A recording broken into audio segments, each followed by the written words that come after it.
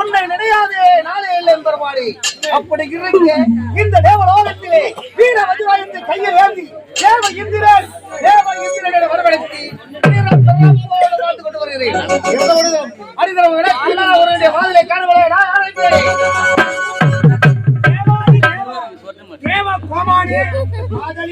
வாழ்க வாழ்க வாழ்க வாழ்க. ஆமா, எனக்கு முன்னதாக ஒரு இந்திய காலத்தாமதம் உங்களை பார்க்கதாங்க வேகமா கிளம்புனேன். பெரிய போராட்டமா போச்சு வீட்டுல பெரிய போராட்டமா. அது என்ன போராட்ட பிரச்சனை? எந்த நேரம் வீட்டுல அடிச்சுக்கணும் புடிச்சுக்கணும் கடிச்சுக்கணும் இதே போராட்டம் தான். புடிச்சுக்கணும் கடிச்சுக்கணும் வலுவரை கூட அடிக்கிறாங்க, வலுவில அதுவும் புடிச்சு கடிக்கிறாங்க. ஆமா, அடிச்சது அண்ணன் பொண்டாட்டி புடிச்சு கடிச்சது என் பொண்டாட்டி. கொடாய்க்கு தண்ணி பிடிக்க போய்க்கிறாங்க, ஒத்தால ஓட வச்சோம். என்ன நடந்தது தெரியல. என் அண்ணன் பொண்டாட்டி என் பொண்டாட்டி அடிச்சுட்டா. உடனே என் பொண்டாட்டி என் அண்ணன் பொண்டாட்டி கையை புடிச்சு கடிச்சுட்டா. ரெண்டு பேருக்கு பிரச்சனை பெருசா போச்சு. அவங்களுக்கு தகவல் தெரியாதுங்க. நேரா வீட்டுக்கு வந்து சும்மா இல்ல என்ன செய்ய. நேரா என் அண்ணன் பொண்டாட்டி என்ன பண்ணா, இவன் சாமான் எடுத்துக்கிட்டு எங்க அண்ணன் தண்ணி கொடுத்துட போய் சேர்ந்துட்டான். உடனே முன்ன போனவளை விட்டு போயிட்டால, பின்னாடி நம்ம தான் சும்மா இருன்னு சொல்லிட்டு என் பொண்டாட்டி என்ன பண்ணா, இவன் சாமான் எடுத்து தண்ணி கொடுத்துட கூட்டான். ரெண்டு பேரும் தண்ணி கொடுத்துட போயிட்டீங்க. ஆமா, இவங்க ஒரு தெரு நான் ஒரு தெரு போய் சேர்ந்துட்டுங்க.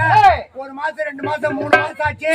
சரி வேலைக்கு போனமே சொல்லிட்டு என் பொண்டாட்டி கூட்டு சாப்பாடு போறீன்னு கேட்ட பாவம் தான். கேட்ட உடனே அரு கட்ட கம்பெனிக்கு உனக்கு இருக்குதா வயிற்றுக்கு செத்து போய் இதெல்லாம் யார கேட்க என் பொண்டாட்டி என்ன கேக்குறாங்க. எப்படி வருது? இல்ல பொண்டாட்டி நான் இங்க நிக்கிறேன், பொண்டாட்டிக்கிறேன் கையை நீட்டி கேக்குறேன். பாவனை கேக்குறேன்னு கேட்டா, நீ சாப்பாடு தீனிக்கே வந்து நிக்கிற அப்பா சம்பாதிச்ச சொத்து இருக்குது, அத போய் பங்கிட்டு வர சாப்பாட்டு வர கம்பெனி. அப்பதாங்க ஞாபகம் வந்தது, அப்பா போகும்போது அதிகம் ஒண்ணு சேர்த்து வச்சு போல கொஞ்சமா சேர்த்து வச்சு போனார். அத போய் பங்கிட்டு வந்து சொல்லிட்டு என்னன்னா சேர்த்து வச்சாரு, ஒரு புளிய மரம், ஒரு பசுமாடு, ஒரு ஏக்கர் நிலம். இதுதான் சேர்த்து வச்சு போகும்போது போயிட்டாரு. இன்னும் புளியாமரத்தை புடங்க மாதிரி தானோ புடிங்கி வித்துட்டு குடிச்சு போயிட்டு இருப்பாரு. முடியல பைசா நேரம். சரி இப்பதான் யோசனை வந்து அப்பா சம்பாதிச்சு சொத்தை பங்கன்னு சொல்லிட்டு அண்ணனை கூப்பிட்டா பங்கிட முடியாது. ஏன்னா சண்டை சர்ச்சை அதிகமாகும். அதனால ஊர் தலைவராண்ட போய் சொல்லி 2ஆவது பங்கிட்டு சொல்லிட்டு நேரம் தலைவராண்ட போனேன். தலைவராண்ட போய் ஐயா நானும் எங்க அண்ணன் தனி கொடுத்துரும் போயிட்டோம். எங்க அப்பா சம்பாதிச்ச சொத்து இருக்குது, அது 2ஆவது பிரிச்சு கொடுத்துருங்க சொல்லி தலைவர்களை சொன்னேன். தலைவர் சொன்னார், அப்பா சம்பாதிச்சது உண்மைதான், ஆனா எதை சேர்த்து வச்சாரு என்ன சொத்து தெரியாது, உள்ளத சொல்லு பங்கிட்டு கொடுன்னு தலைவர் சொல்லிட்டாரு. உடனே ஒண்ணு அதிகமா இல்லைங்க, ஒரு புளிய மரம், ஒரு பசுமாடு, ஒரு ஏக்கர் நிலம், இது மட்டும்தான் அப்படின்னு சொல்லிட்டு சொன்னேன். உடனே யோசனை பண்ணி பார்த்தார். ஏற்கனவே சாதாரணமா ஒரு குடும்பத்துல முன்ன பிறக்கிறதா கஷ்டத்தை அனுபவிப்பான், பின்னாடி பிறக்கிற பிரச்சனை அதிகம் உண்டாக்கும். இருந்தாலும் காலம் போற போக்கு சொத்தை 2ஆ பங்கிட்டணும். ஆனா சொத்தை 2ஆ பங்கிட்டாரு அப்படின்னு சொல்லிட்டு பங்கிட்டாரு. எப்படி பங்கிட்டாரு? எங்க அண்ணனுக்கு மேல் பாகம், எனக்கு கீழ் பாகம். புளிய மரம், பசுமாடு, ஒரு ஏக்கர் நிலம், இந்த 3த்துலயும் எங்க அண்ணனுக்கு மேல் பாகம், எனக்கு கீழ் பாகம் போங்கடான்ட்டாரு. ஒரே வார்த்தை சரின்னு சொல்லிட்டு தலைவர் தீர்த்தம் சொல்லிட்டு நாங்க வந்துட்டோங்க. எங்க அண்ணன் சம்பார் சாப்பிட்டுங்கிறேன், நான் சம்பார் சாப்பிட்டுங்கிறேன். 1 மாசம் 2 மாசம் ஆச்சு. சரி வீடு வாசல் எப்படி கிடக்குது, மரமட்டி எப்படி பாக்கணும்னு சொல்லிட்டு வீட்டுக்கு போய் பார்த்தா வீட்டாண்ட ஒரே சத்தம் சத்தம் கேக்குது. ஆமா, போய்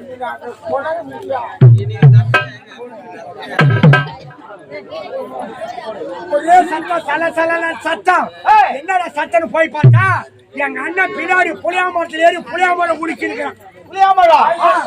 பாத்து எனக்கு கோவம் வந்துருச்சு.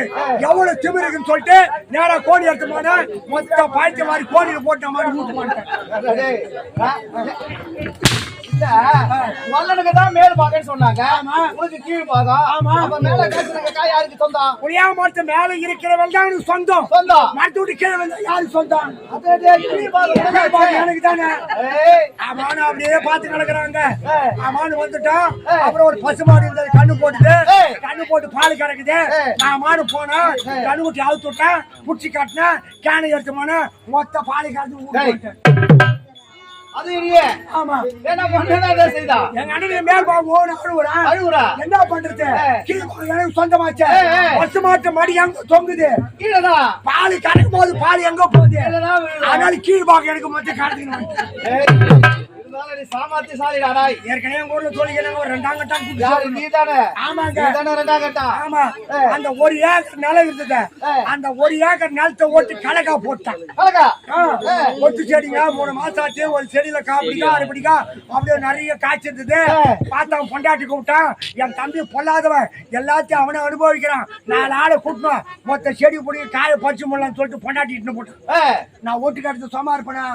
சாயந்தரம் 7 மணிக்கு பொண்டாட்டிட்டு போன மொத்த செடி போடுங்கன்னா காய பறிச்சு கோயில போட்டு செடி அங்கே போட்டுவாங்க.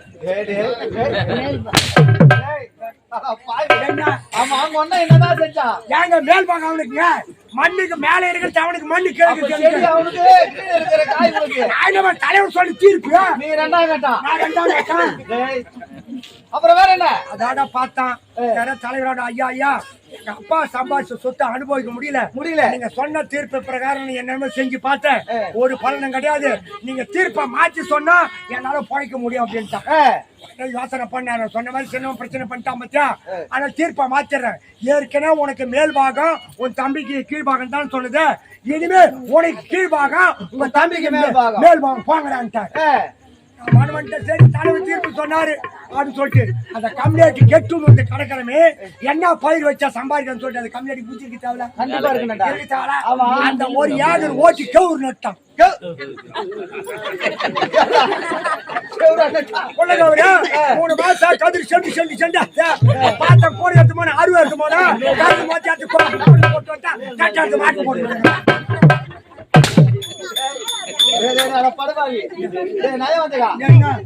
தலைவர் சொன்னாரு, இனிமே தீர்ப்பு எடுத்து நீ அவன் வீட்டு பக்கம் வந்து அவ்வளவுதான். பஞ்சாயத்துக்கு வந்து பாரு, நேரம் கீழ் பக்கம் தான் போன. நீ மகன் ஒரு 2 பேரும் அதே இடத்துல வெட்டி போட்டு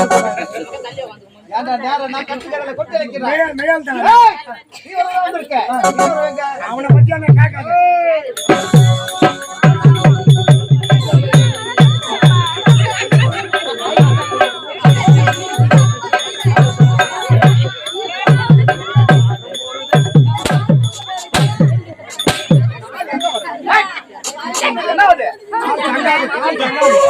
எனக்கே ஏற்கனவே ஓட்டு வலி, வயிற்று வலிடா.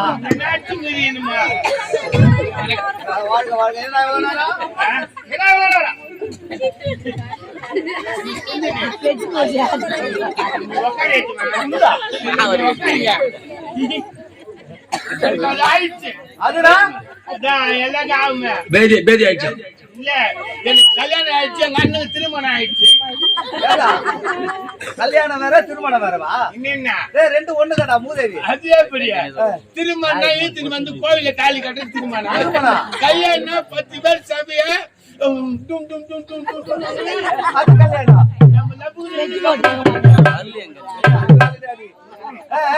அப்புறம் கல்யாணம் பண்ணி 13 வருஷாவது கல்யாணம் பண்ணி இது வரைக்கும் என் கொண்டாடி குழந்தை எனக்கு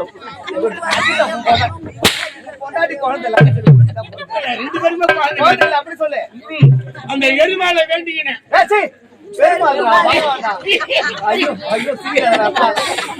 பெருமாளை வேண்டிக்கினேன். பெருமாளே ஒண்ணு போல ஒரு குழந்தை பிறந்துட்டோம். படியேறி வந்து உண்டிக்கிட்டு என் குழந்தைய நிக்க வச்சு சுத்தி 3ஆவது சுத்துக்குள்ள என் புள்ள கையை விட்டு வாரிக்கிட்டு வேண்டிக்கிறேன். குழந்தை பிறந்தா ஒரு முண்டியில பணம் எடுத்து போடுவேன், இடைக்கடை போடுவதா வேண்டுவாங்க. அது 3 சுத்தி பையனை உள்ள விட்டா அதிகம் வந்துவான். எல்லாமே போட்டா உண்டு நின்று போதுன்னா வாரிக்கிட்டு வேண்டிக்கிறேன். அப்புறம் அந்த ஆண்டவன் சொயிலால என் பொண்டாட்டி கர்ப்பம் ஆயிட்டான். கர்ப்பமாயிட்டா பொண்டாட்டி கர்ப்பம் ஆயிட்டா. 10 மாசம் கழிச்சுட்டான்டா. கேட்டேன் அடியே லோனுக்கு எழுதி போட்டு லோன் வரல, ஒரு 3 மாசம் எக்ஸ்ட்ரா தூக்கி போட்டுக்கிட்டீங்க. 10 மாசம் கர்ப்பமா அதுதான் திருப்பி எக்ஸ்ட்ரா ஒரு 3 மாசம். ஏங்க இப்பதான் டிஸ்கோ உலகம் ஆயிப்போச்சு, கம்ப்யூட்டர் உலகம் ஆயிப்போச்சு. நம்ம இஷ்டம்னா லவ் லவ்னு தூக்கி மாத்திக்கலாம். அப்புறம் 13 மாசம் பொண்ணு கொண்டாட்டி ஓட்டு வழி படுறேன்.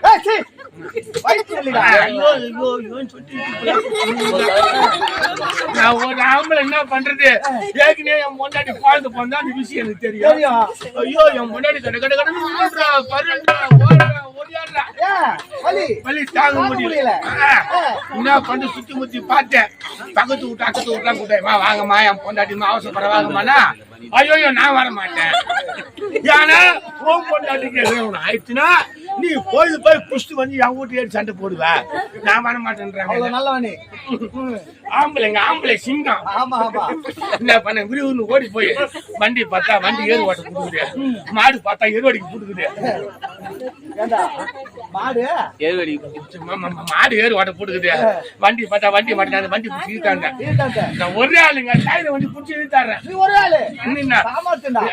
இங்க இருந்து என்ன ஒரு 10 கிலோமீட்டர் தான் செங்கல்பட்டு. அது அடியே நீ ஒரு நவுத்தடி புடிச்சுக்கனா ஒரு நவுத்தடி புடிச்சுக்கிறேன் வாடின்னு சொல்றா. அவதான் பிரசவ வழியால குடிக்கிறாள, அவளை வண்டியில உட்கார வச்சு நீ எடுத்துட்டு போனா. அதான் அவ ஒரு நெகுத்தடி நீ ஒரு நெகுத்தடி. நான் ஒரு ஆள் எப்படி இருக்க முடியும்?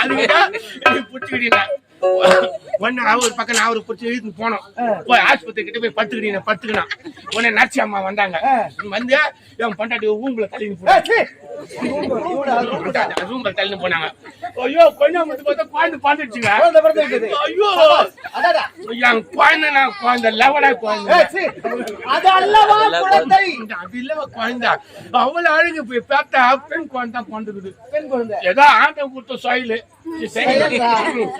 பெண் குழந்தை ஆண் குழந்தை நம்மளுக்கு தேவை குழந்தை. பெண் குழந்தை தானே பிறக்கணும். அதான் என் குழந்தை எப்படி இடுப்புக்கு மேல சக்க செவனுக்குது, இடுப்பு கீழே கண்ணன் கரையல் இருக்குது. அதான் என் மண்டாட்டி போய் காட்டு என்னாடின்னா இதாங்க டிஸ்கோ குழந்தைன்னா. ஏதோ ஒண்ணு குழந்தை பிறந்தது அப்படி கொஞ்சமா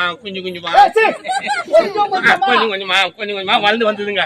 எந்த குறையும் கிடையாது என் பொண்ணு. எந்த குறையும் கிடையாது. ஐயோ குழந்தை உஸ்கூல்ல போட்டு படிக்குது, விலகுஸ்து படிக்குது. ஊர்ல கிட்ட பேசிக்கிறாங்க.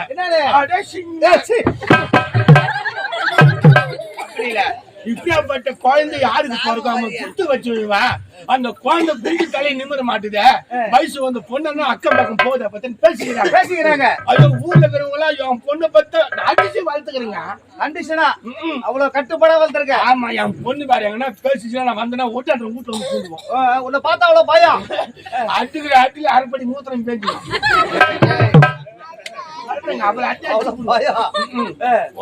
பயத்துல என் பொண்ணுக்கு எந்த குறையும் கிடையாது. மாப்பிள்ளை வீட்டுக்கார வர்றாங்க, என் பொண்ணு பாக்குறாங்க.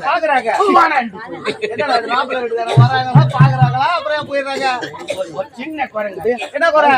அந்த கால்ல எந்த குறையும் கிடையாது, கையில எந்த குறையும் கிடையாது. ஆமாங்க. முகத்துல ஏதாவது எல்லாத்திலும் நல்லா இருக்குதுங்க. என் பொண்ணு எந்த குறையுமே கிடையாதுங்க. 32 லட்சம் ஒரு சின்ன குறை. அதுக்கு போய் வர்றாங்க. உலகத்துல என்னென்னமோ நடக்குது, ஏதாவது நடக்குது, மறைச்சு கல்யாணம் பண்ணி கொடுத்துறாங்க. என் பொண்ணு அது மாதிரி தவறு பண்ணிருந்தா அந்த தூக்கி போட்டு நக்கிட்டு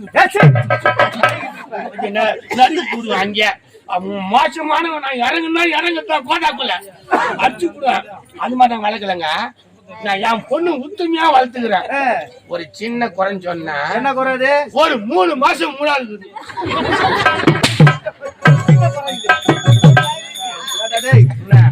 கல்யாணமே ஆகல. அங்கதான் விஷயம் இல்லையா? எப்படி நீங்க எனக்கு குழந்தை பச்சு போனது விஷயம் தெரியுது. எப்படி எங்க வீட்டுக்கு கல்யாணம் பண்ணி 8 வருஷம் ஆகி போச்சு. அவனுக்கு குழந்தை கிடையாது. அதனால அவன் பொண்டாட்டி டைவர்ஸ் பண்ணிட்டான். என் பொண்ணு பச்சை பொண்ணாச்சு. பச்சை பொண்ணு நாளைக்கு நம்மளுக்கு கல்யாணம் பண்ணி குழந்தை நம்ம வீட்டுக்காரன் டைவர்ஸ் பண்ணுவான் போலுது. நம்ம முன்கூட்டி வாங்கி வச்சுக்கிறோம்னா அவன் தாலி கட்டணும் கட்டல லபுனி பத்தி கபடி கையில கொடுத்துறான்.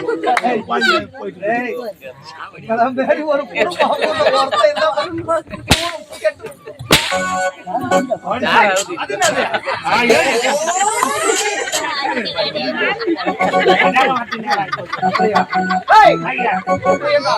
இந்த தேவலோகத்திலே மதுராயுதம், கல்லையானை, காமதேனு, அற்புத வருஷம் அனைத்து துணை கண்டு தேவருக்கெல்லாம் தலைவராக தேவ இந்திரன் தலைவருக்கு சீரம் சிறப்போடு வந்து வருகிறேன்.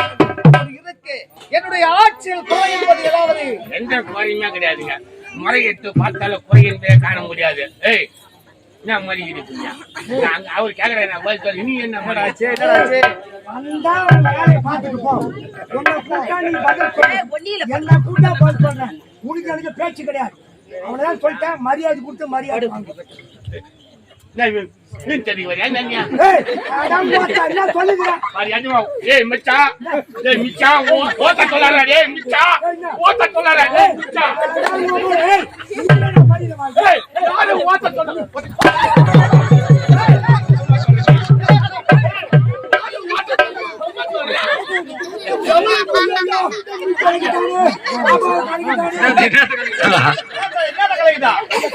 பாப்பா கலைக்கு போச்சு.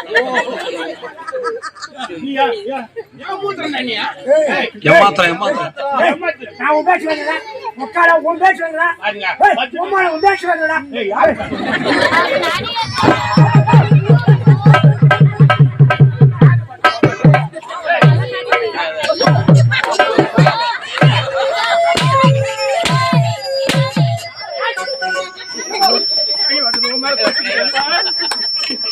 சூத்து பார்த்து தெரியாது.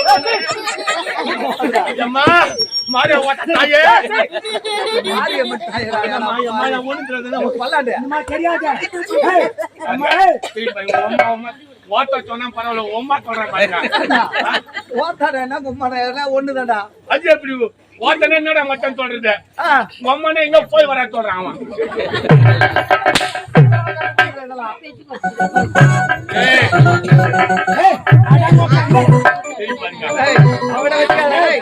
ஒரு ஆசைப்படி ஒரு ஆசைப்படி என் பேச்சு மரியாதை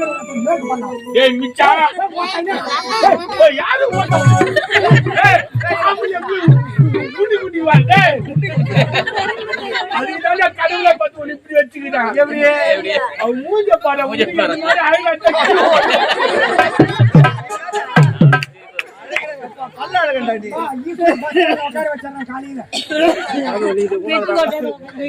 பொம்பளைக்கு பொண்ணுன்னு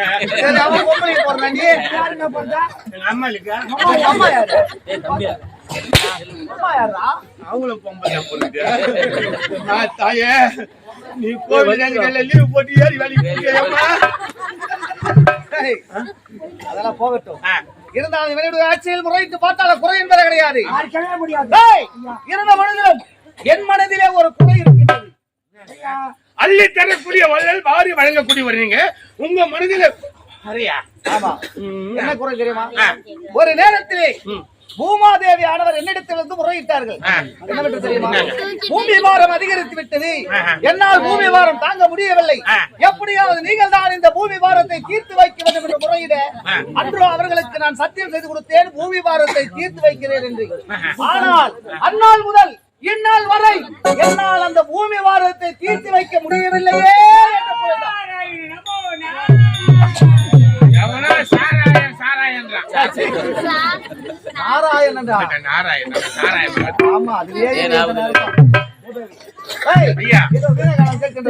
நல்லவனா இருந்தா வழிவிடு, தீவனா இருந்தா